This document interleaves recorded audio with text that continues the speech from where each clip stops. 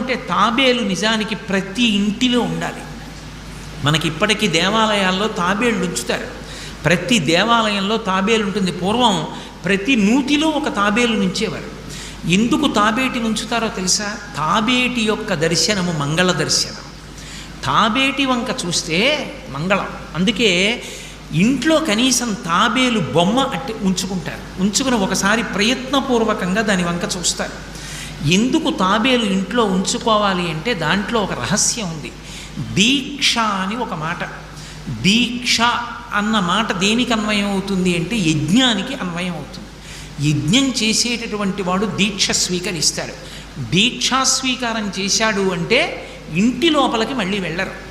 ఇక పూర్తయిన తర్వాతే ఇంట్లోకి వెడతారు. ఇల్లు విడిచిపెట్టి బయటికి వచ్చేసి దీక్షావస్త్రాలు కట్టుకొని మేళతాళాలతో యాగశాల ప్రవేశం చేస్తారు. ఇక ఎప్పుడు మళ్ళీ ఇంటికి వెళ్ళడం? ఆ యాగం